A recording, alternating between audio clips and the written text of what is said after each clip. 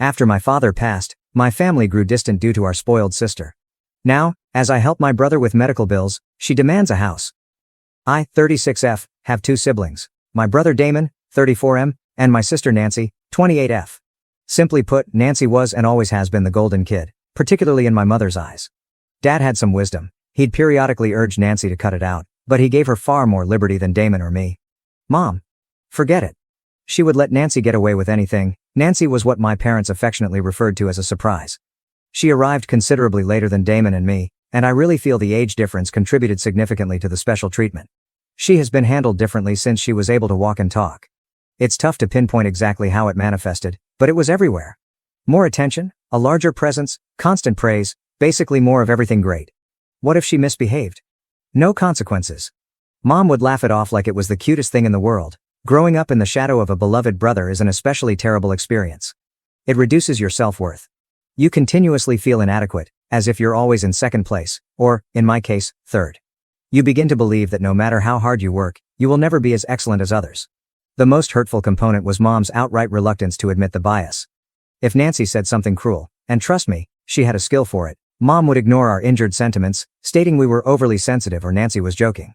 However, it was never a joke. You could see it in Nancy's eyes, in the small, satisfied grin she'd give. She relished making us feel small. I recall a period when I was approximately 12. I received new clothing, which I was quite excited about. Nancy took one look at me and exclaimed, "It makes you look even wider than usual." Mom just laughed and said, "Oh, Nancy, don't be silly." But I felt my face boil with humiliation. It was a consistent pattern. Our family seemed divided into 2 teams. Mom and Nancy against the world, and Dad, Damon, and me, who were constantly on the defensive. Even Dad wasn't a dependable teammate. He would frequently flip sides, presumably to keep the peace. So, what types of activities did Nancy do? It was a relentless assault of vitriol directed at anything and everything: my appearance, Damon's job goals, our life choices. Nothing was off bounds. She had a flair for identifying and exploiting your insecurities. The Thanksgiving situation with Damon is an excellent illustration. He was enthusiastically expressing his literary degree, his love of reading, and his desire to write. Nancy casually referred to him as an unemployed burden at the dinner table, in front of the entire extended family. The hush that ensued was deafening. Dad grumbled something about Nancy being out of line, but Mom simply smiled indulgently. Another day, after a particularly demanding week at work, I was complaining to Nancy about how fatigued I was. She pounced on that, starting into a rant about how I looked extremely haggard and how my long hours meant I'd never find a guy. She said, and I remember the exact words because they stung so badly, "You look like you haven't slept in days, and honestly, no guy wants a workaholic hag who looks like she's aged 10 years in the past too." I went utterly silent for several weeks following that. I couldn't force myself to speak to her. It wasn't only us. She treated friends, extended family, and strangers with the same casual disrespect. Anyone other than Mom was fair game. Damon and I rightly harbored considerable hatred. We despised Nancy's brutality, but we despised Mom much more for allowing it. I recall having a particularly intense debate with Damon during which I stated that we despised her for it, referring to Mom's unflinching support for Nancy's behavior. I know it seems harsh, but it's the honest truth about how we felt. I believe Nancy's physical attractiveness contributed to her difficulty coping. She appeared conventionally attractive. I know it sounds petty to admit, but it is relevant. It is simpler to disregard insults from someone you consider equal, or even someone you regard as inferior to you. However, when someone who is commonly regarded as gorgeous tells you that you are not, it is taken more seriously. It plants the seed of doubt in your mind. I began to question my own appearance and worth. Looking back, with the advantage of hindsight and therapy, I believe Nancy's relentless urge to criticize others stemmed from her own deep-seated insecurity. She did not follow a traditional career path. She dabbled in freelance graphic design, but it was more of a pastime than a profession. She depended greatly on our parents, both financially and emotionally. Perhaps she belittled others to compensate for her own perceived flaws. Damon and I tried to disregard her words. Until we were 25, things changed radically. Our father died 8 years ago, and he was, in many ways, the glue that held our fragmented family together, despite his own role in the imbalance. He wasn't ideal. He certainly tolerated Nancy's behavior more than he should have. But he was the one who periodically attempted to mediate, to smooth things over, to keep some sort of order. His death devastated their fragile connection. After he left, Damon and I began to move apart from Mom and Nancy. It began slowly, with fewer phone calls and visits.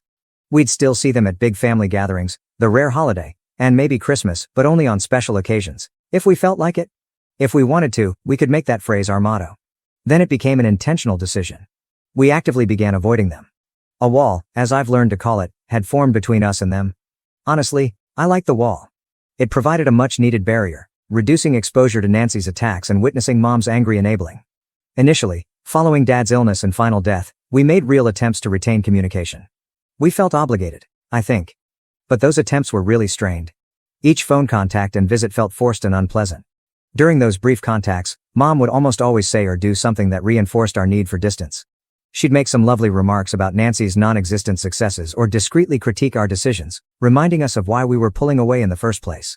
One especially embarrassing Christmas meal, Mom spent the entire evening extolling Nancy's creative talent, displaying some very horrible drawings Nancy had allegedly done for a large client, who turned out to be a distant cousin. Meanwhile, she entirely overlooked Damon's recent promotion and my successful completion of a large assignment at work. It was a vivid reminder of the dynamic we were attempting to avoid. Damon and I eventually started making excuses, which became more complicated.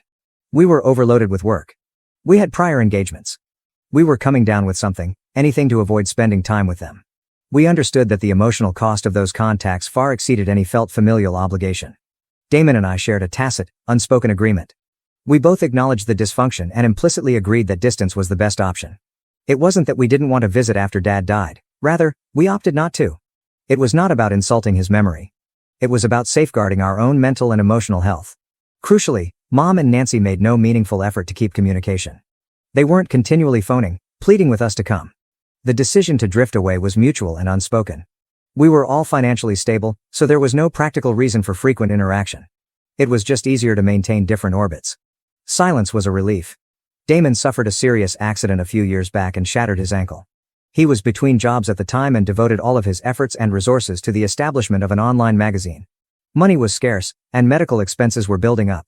As the CFO of a successful company, I volunteered to assist him in covering the bills. He originally refused, being the fiercely independent individual that he is, but I persisted. I didn't want him to spend his savings just as his magazine was ready to launch. I covered everything: his medication, the considerable physiotherapy he required, and even the cost of a full-time nurse to help him recuperate. To me, it was an obvious choice. It wasn't about the money. It was about supporting my brother, whom I actually cared about and wanted to succeed. It was an expression of sibling love and support. This gesture of charity, however, unintentionally established a hazardous precedent in the minds of Nancy and my mother. A few weeks later, Nancy called me and left me stunned. It was so bold and weird that I immediately assumed she was joking. She told me she wanted to acquire a penthouse apartment. Not just any apartment, but a penthouse, and she required my financial assistance. She defended her ridiculous request by claiming that she was embarrassed to still be living with her mother at the age of 28, and that since I had helped Damon, it was only fair that I also aid her. She carelessly forgot to disclose that she only had enough money to pay for half of the cost of this luxurious apartment. My instant reaction was a mix of disbelief and boiling rage. We rarely talked, and when we did, it was generally interrupted by Nancy's insults and hostility. And now, out of nowhere, she is asking for a large sum of money. It was surreal. We had not had a genuine, meaningful chat in years. The last time we spoke, she was busy criticizing my life choices, doubting my career, and making snarky remarks about my appearance. The audacity was amazing. I sought to understand her career, or lack thereof. She billed herself as a freelance graphic designer, although it was more of a casual pastime than a legitimate profession. She had no formal education, no degree, and no portfolio to speak of. She'd made a couple of posters for Dad's firm years ago, but they hadn't been utilized. She pretended to have a list of exclusive clients, but they were mostly family friends drawn in by Mom's constant push. It was certainly not a career that would allow me to afford a penthouse. So I gave a solid no. I told her straight out that I was not going to support her expensive lifestyle. I suggested, perhaps a little harshly, that she consider finding a real job if she wanted to purchase such pleasures. I know it wasn't the most polite response, but I was honestly taken aback by her entitlement. She took my refusal poorly, as one would expect. She went on a furious diatribe, accusing me of bias towards Damon. She screamed about how I had readily assisted him with his medical expenditures and how it was my responsibility as the eldest sibling to support her too. She entirely ignored the reality that Damon's predicament was an actual emergency, whereas hers was a self-induced craving for luxury. I tried to be calm, but my patience was getting thin. I reiterated my refusal, emphasizing that I was not a bank and was not obligated to pay her unreasonable goals. I was so disgusted by her entitlement and complete lack of self-awareness. It was as if she truly believed she deserved this penthouse simply because she was my sister. The talk quickly turned into a full-fledged dispute, with Nancy's voice reaching near hysterical levels. Finally, I said no one, and hung up the phone. I couldn't take another second of her screeching. She phoned back several times, but I ignored every call. I was finished. It was quite evident that our relationship, or whatever pretense of a relationship we had, was entirely transactional for her. She only contacted me when she wanted something, with no consideration for my sentiments or the years of awkward quiet between us. It was completely exhausting. Unsurprisingly, the drama did not end with Nancy's rage. My mother called me next, and the talk was much more aggravating. She began with a whining, passive-aggressive tone, complaining about how unfair I was to Nancy and accused me of playing favorites. She claimed I owed them anything because of my upbringing. Then she revealed an important detail. Nancy had approached our uncle, Dad's brother, who had taken over the family business, before coming to me. He had rightly turned down her plea. This exposed the extent of their desperation, and the fact that I was their second option further increased my rage. A little background: I purposely chose a career path outside of the family business. I did not want to be involved, neither did Damon. To be honest, Nancy didn't either, until it was convenient for her to pretend differently. After Dad died, his brother took over the company, and Mom lived comfortably on Dad's shares, which had been legally transferred to her as part of his will. Mom then admitted that their financial condition was fragile, owing to Nancy's lavish spending habits. She claimed that providing Nancy the money for the penthouse would make things easier for her in the future, implying that she wanted me to subsidize Nancy's lifestyle so she didn't have to. She then used the standard guilt trip, threatening no contact if I refused to comply with their requests. This was simply ludicrous, given that we were already in a position of very little interaction. I politely pointed out the contradiction, telling her that it wasn't my concern and that Nancy could get a job or stay with her until she was 35, for all I cared. My wrath, which had been building for years, suddenly erupted. I let loose a flood of pent-up rage. I told her she had no right to accuse me of favoritism because she had been doing it my entire life. I reminded her that Damon and I had made peace with her obvious preference years ago, when we accepted the truth of our broken family dynamic. I clearly explained that I owed them nothing, that I had my own life, obligations, and objectives. She responded with more ranting, accusing me of being ungrateful and disrespectful. She screamed that she never wanted to speak with me again. I chuckled. Because, really, what difference would it make? We scarcely spoke as things were. I mentioned my approaching wedding, emphasizing that I did not need her presence in my life. Then I hung off the phone and blocked her and Nancy on every platform possible. An important detail I didn't mention earlier: I should probably clarify that I am engaged to a beautiful, supportive man named Andrew, 37M. We've been together for nearly 5 years, and he's been quite understanding of the nuances of my familial situation. Initially, I considered bringing Mom and Nancy to the wedding solely out of obligation, a desire to keep some sort of family peace. But what happens following that explosive phone call? That thought went totally. However, the aftermath of the confrontation was not as simple as I had anticipated. Mom, unable to reach me directly, messaged Andrew via social media. She poured out her highly biased version of events, expressing her profound disappointment in me and announcing that she would permanently cut me off. Despite knowing I was right, I felt a little guilty. It's a bizarre, irrational feeling, that societal indoctrination that tells you that family is everything, regardless of how bad the connection is. Furthermore, Andrew first hesitated to grasp the situation properly. He is from a close-knit, caring, and supporting family. He had no idea that his mother and sister could be so cruel. He originally felt pity for Mom and Nancy, seeing them as the victimized parties. He couldn't fully realize the severity of the malfunction. This caused a temporary but major strain between us. I felt myself having to justify my conduct, explaining the situation's history once more. So, Reddit, AITA. I honestly don't believe I am, but I'm interested in hearing your thoughts. And thank you for reading this entire long narrative. Update 1. Fortunately, the encouragement I received online from strangers on Reddit who had read earlier sections of this story was quite affirming. Their remarks, shared experiences, and unflinching support all helped to alleviate those niggling doubts. They reminded me that I wasn't alone, that my emotions were genuine, and that I had every right to defend myself from toxic people, even if they were family members. Damon, as always, reiterated what the online trolls were saying. He reminded me of innumerable examples of Mom and Nancy's manipulative conduct, constant negativity, and complete lack of empathy. He acknowledged my feelings and assured me that I wasn't being unreasonable or overreacting. He, too, had been through it. He understood. A crucial turning point. The most significant turning point, however, was when Damon sat down with Andrew and described the problem from his perspective. He gave specific examples, went over the history of the family dynamic, and built a vivid picture of the emotional toll it had on both of us. Hearing it from Damon, who had seen the dysfunction personally, made all the difference. Andrew's opinion changed almost fast. He finally understood. He saw the problem for what it was. A toxic, extremely unhealthy familial dynamic that I needed to get away from. He apologized for his initial concerns, confessing that his own happy family experiences had blinded him to the reality of my circumstance. He even stated that his own parents would never behave in such a manner. From that point forward, Dad became my loyal supporter, totally backing my decision to cut ties with Mom and Nancy. Taking action, so we took action. We stopped them, Mr. Damon, Andrew, all of us, on all platforms. Update 2, just as I thought it was over? Just as I thought the drama was done, it took another unexpected turn. My uncle, Dad's brother, who had taken over the family business, contacted me and Damon about an urgent situation. He sounded quite anxious. Nearly frantic. He informed us that Mom was preparing to transfer a significant percentage of her company shares to Nancy. And not just any shares. She meant to offer Nancy voting shares, giving her enormous authority over the company. His reaction was quick. He thought it was a completely bad idea. A recipe for calamity. He understood, as we all did, that Nancy was completely incompetent in business. She had no experience. Complete lack of comprehension. She has absolutely no interest in anything other than her own superficial desires. Giving her vote rights in the corporation was, in his opinion, a terrible blunder that may destroy the entire operation. He stated that while Mom theoretically had voting authority, she had always deferred to his judgment. She had never interfered with the operation of the firm, trusting him to make wise decisions. He was really concerned that if Nancy took control, things would change. He saw continuous debates, power struggles, and potentially dangerous judgments motivated by Nancy's desires and Mom's blind favoritism. He plainly indicated that he did not want to be in ongoing disputes with them over every area of the firm.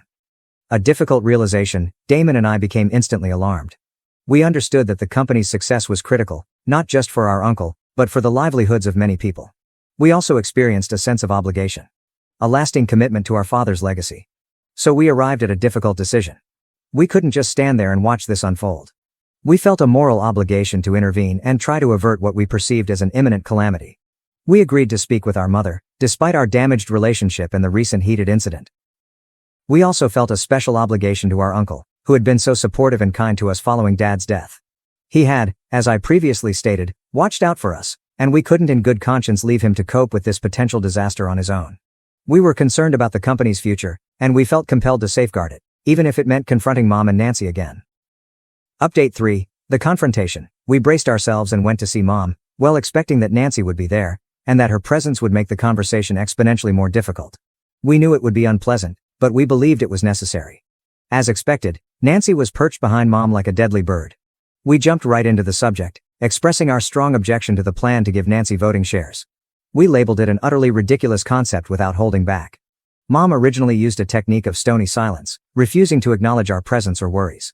She completely ignored us as if we were not present in the room.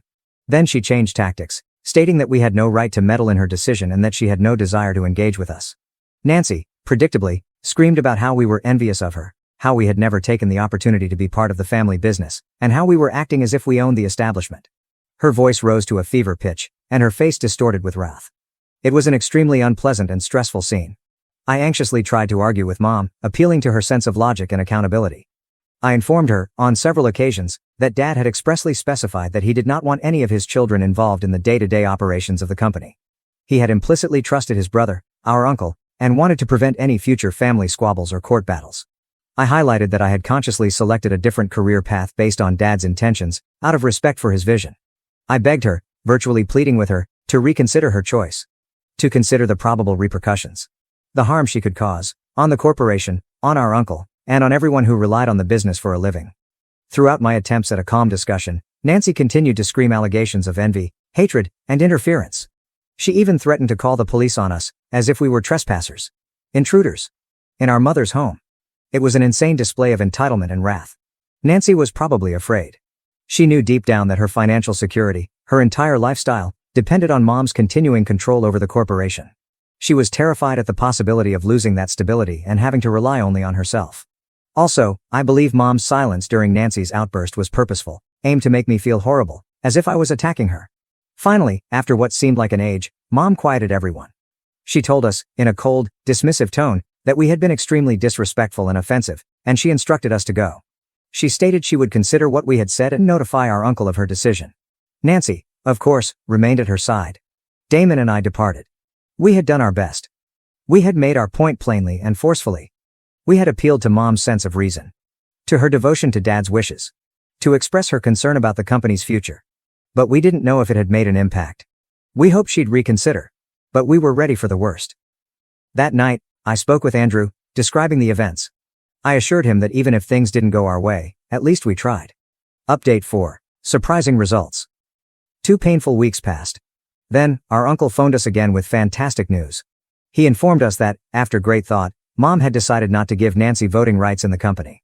Instead, she planned to transfer preferred shares to her, which would give Nancy with a steady income but no control over the company's activities. It was a huge relief.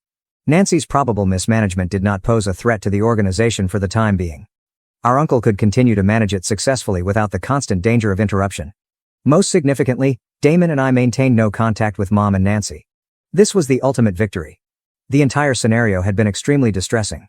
It seemed weird to have to intervene in a situation that was officially not our immediate issue. However, we felt ethically bound to intervene. To defend our uncle. To respect our father's desires, and to secure the company's future. Edit. Addressing a key assumption. I should clarify something, to answer any potential questions or misconceptions. After reading earlier postings, some people concluded that Dad had abandoned us, his other children, with nothing. That is simply not true. He did leave us assets independent from the company's shares. I had not previously highlighted such assets because I did not believe they were directly related to the underlying dispute, which revolved around Nancy's entitlement and Mom's enabling behavior. To clarify, yes, we did inherit other things. Dad wasn't completely ignorant of Nancy's shortcomings. He was not, as I previously stated, in the same boat as my mother. He had a soft spot for her and indulged her more than he should have.